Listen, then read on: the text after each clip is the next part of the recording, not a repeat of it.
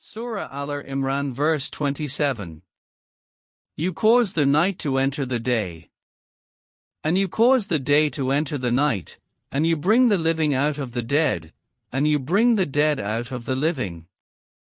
And you give provision to whom you will without account. Summary of the Tafsir of verse 27 of Surah Al-Imran. This verse speaks of the cosmic signs of night and day, indicating that God Almighty brings night into day, and day into night, in a gradual and smooth manner imperceptible to the human eye. This phenomenon reflects the precision of the universe. In this verse, God Almighty shows us that He brings the living out of the dead, and brings the dead out of the living. An example of bringing the living out of the dead and bringing the dead out of the living is like how the dead seed, pit, comes out of the date fruit, and from the seed, a living date palm grows. God Almighty provides for whomever He wills without limits, conditions, or human calculations. Provision may come from unexpected sources, and sometimes without any human effort.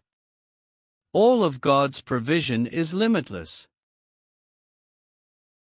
Surah Al-Imran verse 28. Let not believers take disbelievers as allies instead of the believers. And whoever, of you, does that has nothing with Allah, except when taking precaution against them in prudence. And Allah warns you of Himself.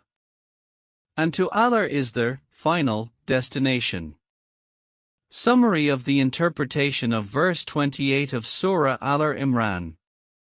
God Almighty forbids believers from taking unbelievers as allies, meaning that a disbeliever should not be a supporter or helper of a believer in matters of faith. This is because even if a disbeliever expresses affection, he cannot be compatible with a believer in the basic tenets of faith.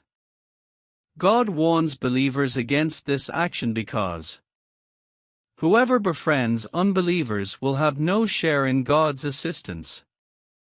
However, an exception to this ruling is made for someone who outwardly shows allegiance to unbelievers out of fear for his own safety or to ward off real harm, provided his heart remains reassured by faith. For example, my companion was forced to acknowledge the prophethood of Musaylima the liar, and he received God's permission to do so. Likewise, Amma ibn Yasir was forced, and God revealed concerning him, except for one who is forced to accept the verse, while his heart is at rest with faith. God Almighty has warned against a believer exploiting the license of tarkia, dissimulation, i.e., the license to fear, and using the disbeliever as a means of comfort or personal gain. God Himself warns you that if you are deceitful, then God knows what is in the hearts and holds you accountable for your intentions. So let the motive for tarkia be to protect the faith, not to follow whims. God warns His servants of Himself, that is of His punishment if they betray the trust of faith, for you will ultimately return to Him. Surah Al-Imran verse 29. Say, whether you conceal what is in your breasts or reveal it, Allah knows it. And He knows whatever is in the heavens and whatever is on the earth.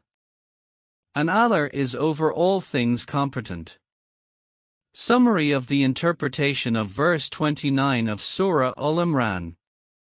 The verse explains that God Almighty knows whether the believer actually fears the harm of the unbeliever.